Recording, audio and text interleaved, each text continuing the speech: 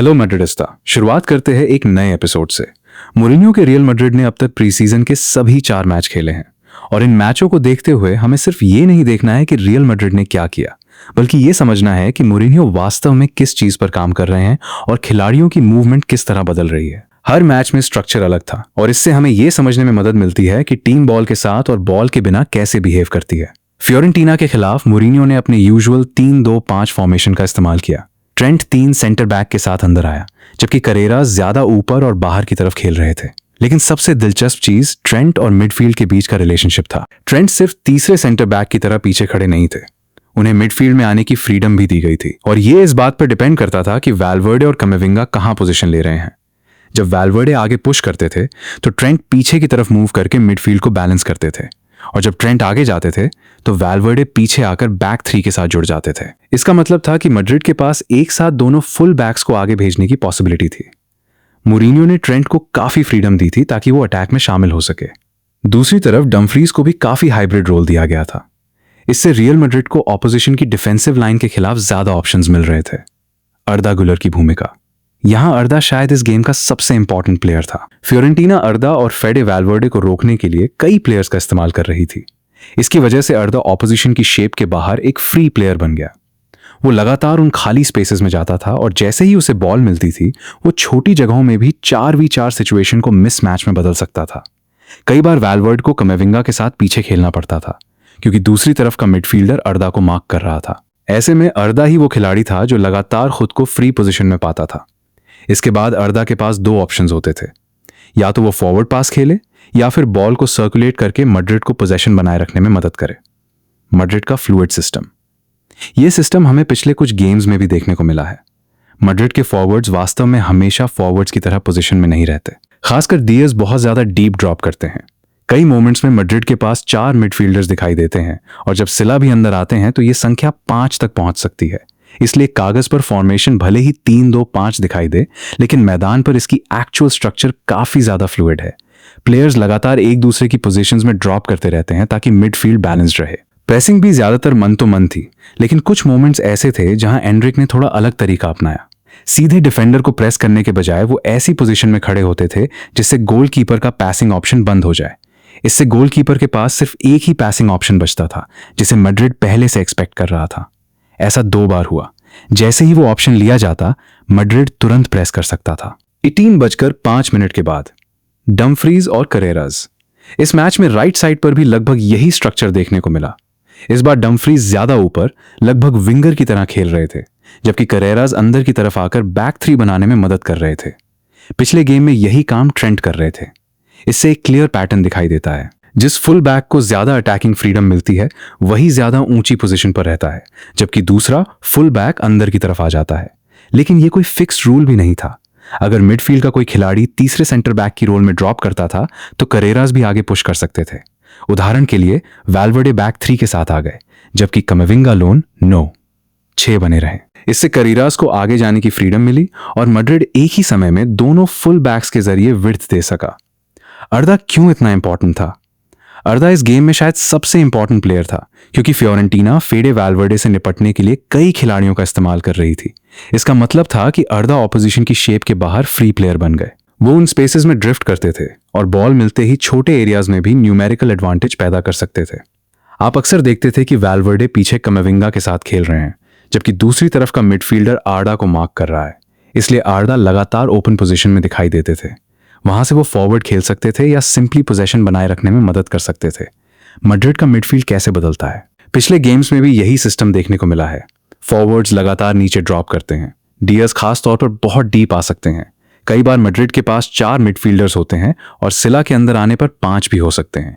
इसलिए फॉर्मेशन कागज पर 3-2-5 दिखाई देता है, लेकिन एक्चुअल स्ट्रक्चर काफी फ्लूइड है। हर खिलाड़ी जरूरत के हिसाब से दूसरी पोजीशन में चला जाता है ताकि मिडफील्ड बैलेंस्ड रहे। प्रेसिंग ज्यादातर मन तो मन थी, लेकिन मैड्रिड के पास कुछ अलग प्रेसिंग ट्रिगर्स भी थे।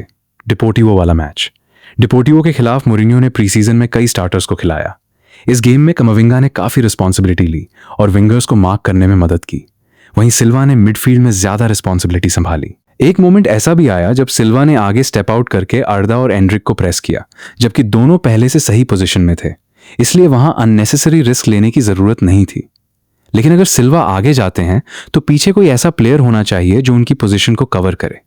यही इस सिस्टम की सबसे बड़ी चुनौती है। जब इतने सारे प्लेयर्स अपनी पोजीशन छोड़ते हैं तो डिफेंसिव रिस्पॉन्सिबिलिटीज काफी क्लियर हो जाती हैं। हर प्लेयर को पता होना चाहिए कि उसके पीछे कौन कवर करेगा। टर्नओवर्स की समस्या इस गेम से सबसे बड़ी चीजें जो मैड्रिड को सीखनी है उनमें से एक है टर्नओवर्स। मैड्रिड कई बार बॉल को बहुत सेफ तरीके से सर्कुलेट कर रहा था और ऑपोजिशन की डिफेंसिव शेप को पर्याप्त रूप से मूव नहीं कर पा रहा था। डिपोर्टिवो ला कोरूनिया जैसी टीमें लीग में मैड्रिड का सामना करेंगी और ऐसी लो ब्लॉक टीम्स के खिलाफ मैड्रिड को अनकंफर्टेबल डिफेंसिव स्ट्रक्चर्स को तोड़ने का तरीका ढूंढना होगा। यह मोरिनियो के लिए सीजन शुरू होने से पहले आखिरी बड़ा टेस्ट था। 4 मैन मिडफील्ड। इस गेम में 4 मैन मिडफील्ड पहले से ज्यादा क्लियर दिखाई दिया। अर्दा और डियाज लगातार अंदर आकर मिडफील्ड की 4 खिलाड़ियों वाली स्ट्रक्चर बना रहे थे। पिछले गेम से फर्क यह था कि इस बार विंग बैक को पूरी विड्थ देने की जिम्मेदारी ज्यादा मिली। यहां ट्रेंट को ज्यादा अटैकिंग फुल बैक बनना था, लेकिन वो कभी कभी किलियन के साथ वही स्पेस शेयर भी करते थे। शुल्का काफी हाई डिफेंसिव लाइन के साथ खेल रहे थे और इससे अर्दा को उनके पीछे पासेस खेलने के काफी मौके मिले। किलियन और विनी लगातार उन रन्स को बनाने की कोशिश कर रहे थे और अर्दा उन्हें बॉल देने के लिए हमेशा तैयार थे। किलियन पूरे गेम में लगभग हर जगह दिखाई दिए और वैल्वर्डे उनके और बाकी प्लेयर्स के बीच लगातार ड्रॉप कर रहे थे। सेंटर बैक्स बेसिकली 6 की तरह काम कर रहे थे। कैरेरास और ट्रेंट दोनों ज्यादा ऊपर पुश कर सकते थे, जबकि फेडे पीछे ड्रॉप करते थे। Rotational football. मैड्रिड ने इस गेम में काफी अच्छा रोटेशनल फुटबॉल खेला। प्लेयर्स लगातार एक दूसरे को देख रहे थे, जल्दी डिसीजंस ले रहे थे और छोटे छोटे कॉम्बिनेशंस बना रहे थे। यही इस सिस्टम की सबसे बड़ी स्ट्रेंथ्स में से एक है।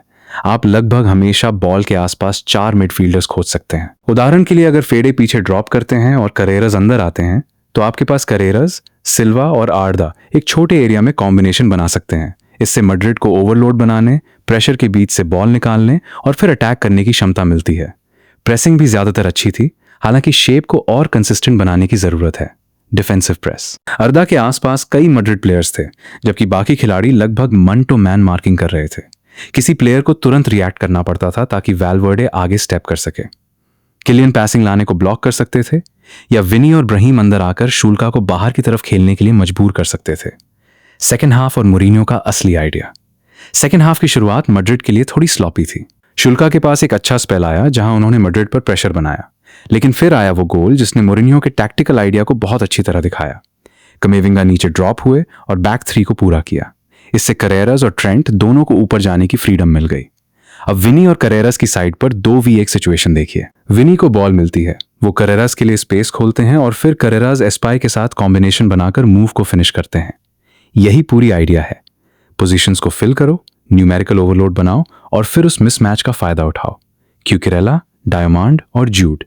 क्यूकरेला, डायमंड और जूड ने भी प्री सीजन में अपना पहला अपीयरेंस किया। क्यूकरेला ने तुरंत इन्वर्टेड फुल बैक रोल संभाला, जबकि डम्फ्रीज ज्यादा ऊपर पुश कर रहे थे। लेकिन इस बार 3-2-5 फॉर्मेशन उतनी फ्रीक्वेंटली नहीं दिखाई दी। मैड्रिड ज्यादा ट्रेडिशनल 4-2-3-1 जैसा दिख रहा था। जूड और विनी थोड़ा अंदर टक कर रहे थे, जिससे 4 मैन मिडफील्ड बन रहा था। वहीं डायमंड ज्यादा वाइड रहते हुए टच लाइन विंगर जैसी पोजीशन ले रहे थे। Final conclusion. तो इन 4 प्री सीजन मैचेस से हमने क्या सीखा? मेरे हिसाब से फाउंडेशन काफी क्लियर है। रियल मैड्रिड के पास पोजेशन में एक फ्लेक्सिबल 3-2-5 सिस्टम है। इसके अंदर एग्रेसिव रोटेशंस हैं, ऐसा मिडफील्ड है जो बॉल की पोजीशन के हिसाब से लगातार बदल सकता है और बॉल के बिना मैन ओरिएंटेड प्रेसिंग है। अब अगला स्टेप यह है कि इन सभी टैक्टिकल आइडियाज को कंसिस्टेंट बनाया जाए, क्योंकि प्री सीजन में एक्सपेरिमेंट करना आसान है, लेकिन जब असली कॉम्पिटिटिव मैचेस शुरू होंगे तब यही सिस्टम कितनी अच्छी तरह काम करता है, असल टेस्ट वहीं होगा।